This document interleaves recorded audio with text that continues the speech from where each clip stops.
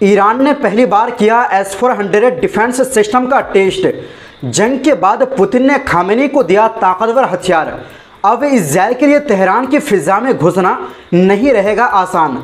अगली खबर में आपको बताएंगे गाजा में इस्लामिक जिहाद ने इजरायली सेना पर किया बड़ा हमला, टैंक उड़ाया और ड्रोन भी लिया कब्जे में, वीडियो जारी।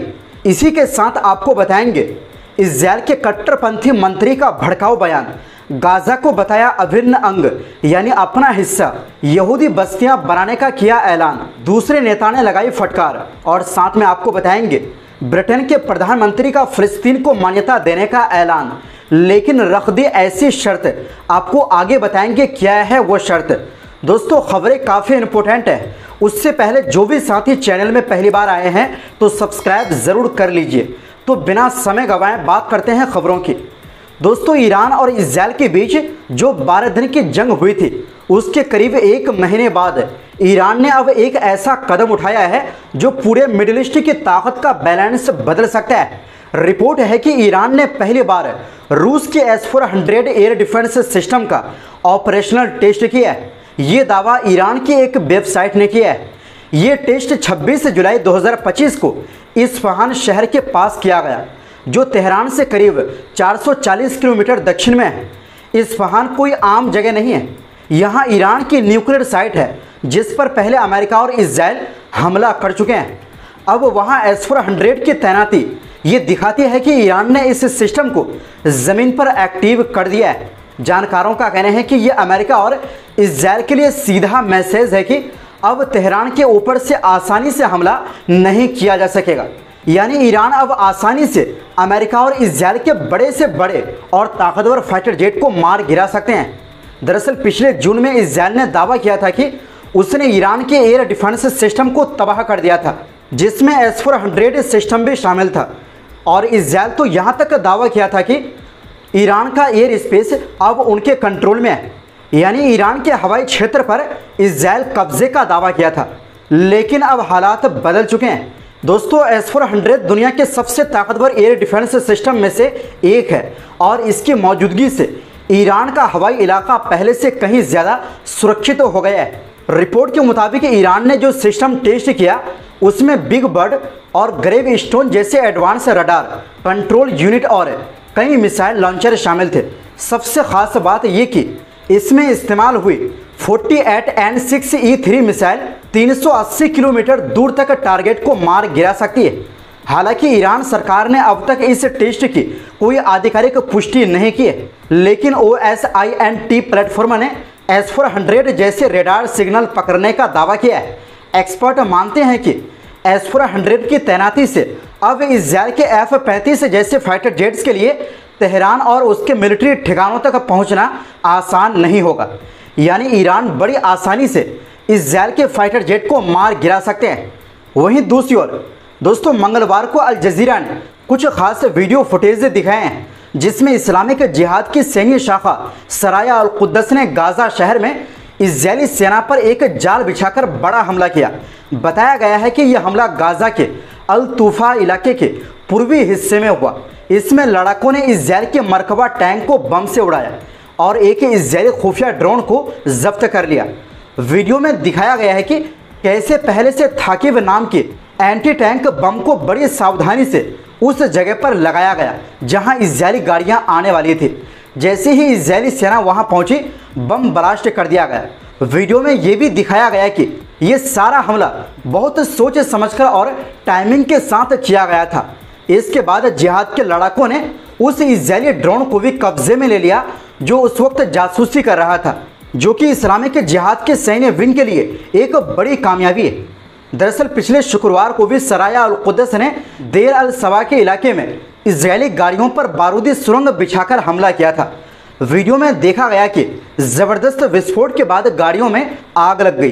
दरअसल इजरायली सेना के अनुसार 7 अक्टूबर 2023 से अब तक 895 सैनिकों की मौत हो चुकी है, लेकिन गाजा के लड़ाके कहते हैं कि असली आंकड़ा इससे कहीं ज़्यादा है। गाजा की फौजें लगातार वीडियो जारी कर रही है जिनमें इजरायली सेना और उनके टैंकों पर हमले दिखाए जाते हैं। इसके अलावा गाजा के रेजिस्टेंस ग्रुप ने दर्जनों बार ऐसे हमले किए हैं जिसमें इजरायली सेना को भारी नुकसान पहुंचा है। सैकड़ों टैंक और गाड़ियां उड़ाई जा चुकी है और इजरायली शहरों पर मीडियम और लॉन्ग रेंज रॉकेट से हमला भी किया गया है। वहीं दूसरी ओर दोस्तों, इजरायल के कट्टरपंथी वित्त मंत्री बेत्ज़लेल स्मोट्रिच ने मंगलवार को कहा कि उनके हिसाब से गाजा पट्टी इजरायल का हिस्सा है और वहां दोबारा यहूदी बस्तियां बसाना अब पहले से ज़्यादा नज़दीक है। ये बयान उन्होंने एक प्रोग्राम के दौरान दिया जो गाजा और वेस्ट बैंक से 20 साल पहले हुई वापसी की सालगिरह पर आयोजित हुआ था। स्मोट्रिच ने कहा, हम गुश कातिफ यानी गाजा में पुरानी बस्ती को फिर से बनाएंगे, इस बार और भी बड़ी। हमने इतनी कुर्बानियां दी है, अब गाजा को एक अरब के हाथ से दूसरे अरब के हाथ सौंप नहीं सकते। मतलब इस चरमपंथी का कहना है कि गाजा पट्टी को मुसलमानों के हाथ नहीं जाने देंगे। उन्होंने मदद भेजने पर भी बात की। उन्होंने कहा, अगर हमने गाजा के 20 लाख लोगों को भूखा मारा तो दुनिया हमें हमास से लड़ने और उसे ख़त्म करने की इजाज़त नहीं देगी, इसलिए मदद भेजना ज़रूरी है। वहीं इजरायल के डेमोक्रेटिक पार्टी के नेता याइर गोलान ने स्मोट्रिच के बयान की कड़ी आलोचना की। उन्होंने कहा, अगर स्मोट्रिच का सपना पूरा हुआ तो इससे एक पूरी पीढ़ी बर्बाद हो जाएगी और ये पूरी ज़ायोनिस्ट सोच को ख़त्म कर देगा। गोलान ने कहा कि स्मोट्रिच लगातार जंग की तरफ देश को धकेल रहे हैं, बिना बंधकों को वापस लाए, बिना हमास को हराए। उन्होंने ये भी आरोप लगाया कि स्मोट्रिच खुद तो फौज से भाग गए थे लेकिन दूसरों के बच्चों को मौत के मुंह में भेजने से परहेज नहीं करते। इजरायली अखबार हारेत्ज़ की रिपोर्ट के मुताबिक प्रधानमंत्री नेतन्याहू ने अपनी सरकार बचाने के लिए गाजा के कुछ हिस्सों पर दोबारा कब्जा करने की योजना बनाई है। ये कदम उन्होंने वित्त मंत्री स्मोट्रिच को खुश रखने के लिए उठाया है, जिन्होंने गाजा में मदद भेजने पर इस्तीफे की धमकी दी थी। एक सीनियर अधिकारी ने बताया कि इजरायल अब हमास को संघर्ष विराम के लिए कुछ दिन देगा। अगर हमास नहीं माना तो गाजा पर धीरे धीरे कब्जा करना शुरू करेगा। वहीं दूसरी ओर दोस्तों, ब्रिटेन के प्रधानमंत्री कीर स्टारमर ने कहा है कि वो सितंबर में संयुक्त राष्ट्र महासभा की बैठक में फिलिस्तीन को एक आज़ाद देश के रूप में मान्यता देंगे, लेकिन इसके लिए कुछ शर्तें रखी है। स्टारमर ने कैबिनेट नोट की जानकारी देते हुए कहा कि फिलिस्तीन को ब्रिटेन मान्यता देगा अगर इजरायल सरकार गाजा में चल रही भयानक स्थिति को ख़त्म करने के लिए ठोस कदम नहीं उठाती, अगर युद्ध विराम का ऐलान नहीं होता और अगर इजरायल ये साफ नहीं करता कि उसका वेस्ट बैंक और गाजा पर कब्जा करने का कोई इरादा नहीं है। उन्होंने ये भी कहा कि इजरायल और हमास के बीच कोई समानता नहीं है। ब्रिटेन के हमास से मांग स्पष्ट है कि सभी बंधकों को रिहा करना होगा, युद्ध विराम पर हस्ताक्षर करना होगा और ये स्वीकार करना होगा कि वो गाजा की सरकार में कोई भूमिका नहीं निभाएगा और उन्हें हथियार छोड़ने होंगे। ब्रिटेन ये सुनिश्चित करेगा कि संयुक्त राष्ट्र महासभा की बैठक से पहले किसी भी देश के पास कोई वीटो पावर यानी रोकने की ताकत ना हो। इसके लिए पहले ही ये आकलन किया जाएगा कि इजरायल और हमास ने कितनी शर्तें पूरी की है। वैसे ब्रिटेन के प्रधानमंत्री के इस बयान पर आप क्या कहेंगे? क्या ये फिलिस्तीन के लिए सही है या फिर इजरायल के लिए? आप अपनी राय कमेंट बॉक्स में ज़रूर दें। तो दोस्तों, फिलहाल के लिए इस रिपोर्ट में बस इतना ही। फिर मिलते हैं एक नई रिपोर्ट्स के साथ। ऐसी ही मध्य पूर्व और दुनिया भर की खबरें देखने के लिए चैनल को सब्सक्राइब ज़रूर करें। बहुत बहुत शुक्रिया। खुदा हाफिज़।